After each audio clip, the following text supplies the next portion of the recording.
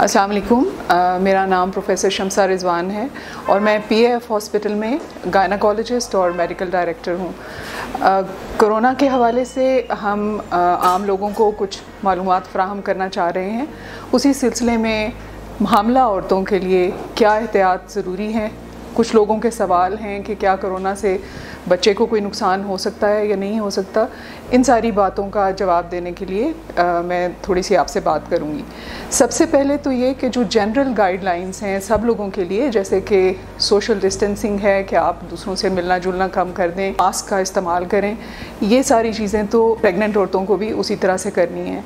लेकिन हामला औरतों को ख़ास तौर पे ये ख्याल रखना है कि वो ऐसे लोगों से जिनमें किसी भी किस्म के बुखार है या खुश्क खांसी है जो कि मुसलसल रह रही है, तो ऐसे लोग जिनमें कोरोना के सिम्टम्स हो सकते हैं उनसे मिलने से ख़ास तौर पे परहेज़ करें। वो भी गायनाकोलॉजिस्ट हैं उनसे कांटेक्ट करें। हो सकता है वो गायनाकोलॉजिस्ट हमल के दौरान आपकी जो एंटीनेटल विज़िट्स हैं जो आपके मुआयने के लिए वो आपको बुलाते हैं, हो सकता है उसमें वो कुछ कमी करना चाहें और आप घर पे रह के अपनी खुराक बेहतर रखें और एक्सरसाइज करें जो कि बहुत ज़रूरी है।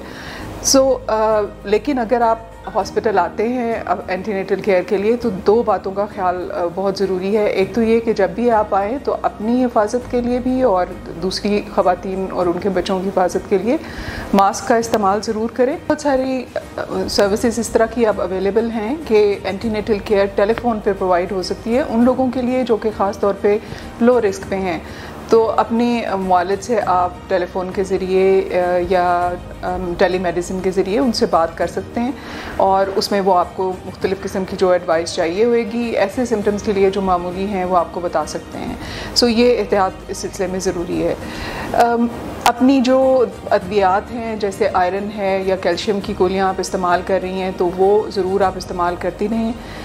ख़ास तौर पे वो हामला ख़वातीन जो 7 महीने से ऊपर हैं उनको ख़ास तौर पे बचाव की ज़रूरत है और अपने आप को दूसरों से दूर रखने की ज़रूरत है। लेकिन अगर प्रेगनेंसी में आपको कोई इस तरह के सिम्टम्स हो रहे हैं कि आप समझती हैं कि आपको फ़ीवर हो रहा है या आपका कोई ऐसे किसी इंसान से कांटेक्ट हो गया है जो कि कोरोना का शिकार निकल आया है, तो ऐसी सूरत में आप फ़ौरन अपने गायनाकोलॉजिस्ट को टेलीफ़ोन पे इत्तला करेंगी। अगर तो आपको हल्के सिम्टम्स हैं तो बेहतर तो ये है कि आप घर पर रहें। अगर आप टेस्ट करवाना चाहते हैं तो आप अपना टेस्ट करवा सकते हैं।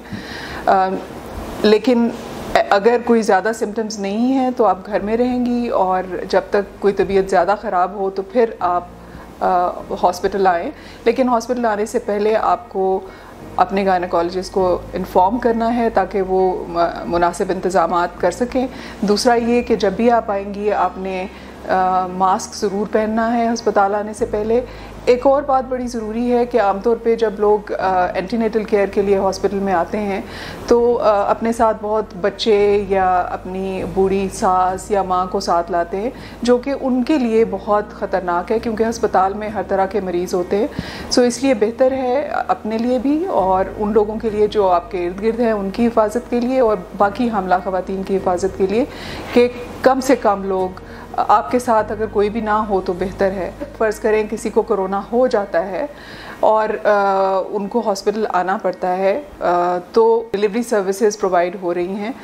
हर जगह पे कोई उनको ये इनकार नहीं करेगा। कुछ लोग छुपाने की कोशिश करते हैं कि अगर हम नहीं बताएंगे तो शायद हमें डिलीवरी सर्विसेज मिलेंगी और अदरवाइज़ नहीं मिलेंगी। तो ये बहुत ख़तरनाक है ख़ास तौर पे डॉक्टर्स और नर्सेज और जो हेल्थ वर्कर्स उनके लिए।